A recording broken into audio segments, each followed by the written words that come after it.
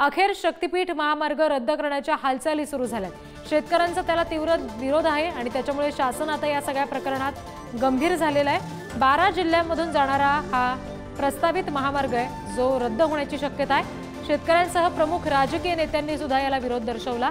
रस्ते विकास महामंडळाशी संबंधित एका उच्च पदस्थाकडून ही सगळी माहिती कळतीये। काल कोल्हापूरमध्ये सुद्धा या सगळ्या संदर्भात एक विराट मोर्चा निघाला आपण पाहिलं। अनेक राजकीय वर्तुळातले महत्त्वाचे नेते याच्यामध्ये सहभागी झाले आणि एकंदरीत या शक्तीपीठ महामार्गाला प्रचंड विरोध होतोय। आमच्या जमिनीतली आम्ही 1 इंचही जागा देणार नाही अशी तीव्र भूमिका या सगळ्या आंदोलनकर्त्यांनी काल व्यक्त केली होती।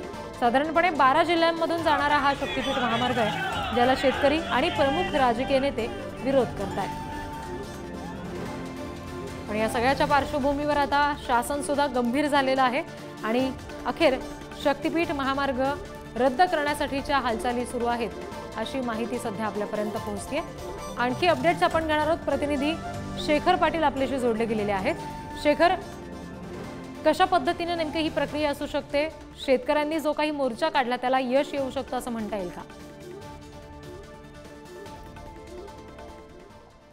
रिद्धी, अगदी बरोबर आहे। ज्या शेतकऱ्यांच्या जमिनी या महामार्गाला जाणार आहेत त्याच शेतकऱ्यांनी खरं तर आवाज उठवायला सुरुवात केली। खरं तर पश्चिम महाराष्ट्रात आणि विशेष करून कोल्हापूरमधल्या शेतकऱ्यांनी या शक्तीपीठ महामार्गाला मोठ्या प्रमाणात विरोध जो आहे तो केला होता आणि म्हणूनच हा निर्णय जो घेण्याची वेळ जी आहे ती शासनाला आली की काय असा प्रश्न आता या ठिकाणी उपस्थित होतोय। कारण अशाच पद्धतीचं गेल्या अनेक दिवसांपासून आवाज जो आहे तो काही जिल्ह्यांमध्ये उठवला जात होता। मात्र कोल्हापूरमध्ये काल मोर्चा देखील या संदर्भातला भव्य असा पद्धत झालेला आहे आणि त्या मोर्चाच्या माध्यमातून आपण कुठल्याही पद्धतीनं हा शक्तीपीठ महामार्ग होऊ देणार नाही अशा पद्धतीचा इशारा सुद्धा या सगळ्या शेतकऱ्यांनी त्या ठिकाणी दिल्याचं पाहायला मिळालं होतं।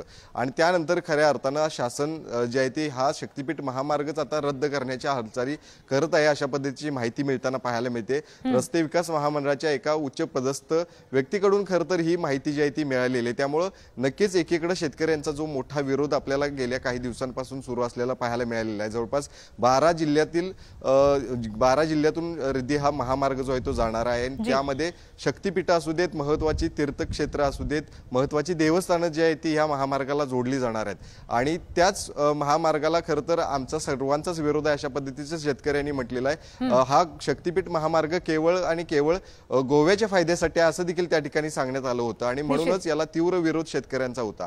आणि त्यानंतर आपण जर बघितलं तर नुकत्याच झालेल्या लोकसभेच्या निवडणुकीवरती या शक्तीपीठ महामार्गाचा परिणाम झाला अशा पद्धतीचे निष्कर्ष देखील काढण्यात आले होते। कारण या 12ही जिल्ह्यांमधले जे लोकसभेचे उमेदवार होते त्या सर्वांचाच पराभव या ठिकाणी झाला होता। त्यामुळे नक्कीच एक मोठा विरोध या शक्तीपीठ महामार्गाला झाल्यानंतर आता सरकार हाच महामार्ग आता रद्द करण्याच्या हालचाली करताना पाहिजे। निश्चित, आणि याची प्रत्यक्ष अंमलबजावणी कधी होते हे पाहणं सुद्धा महत्त्वाचं असेल।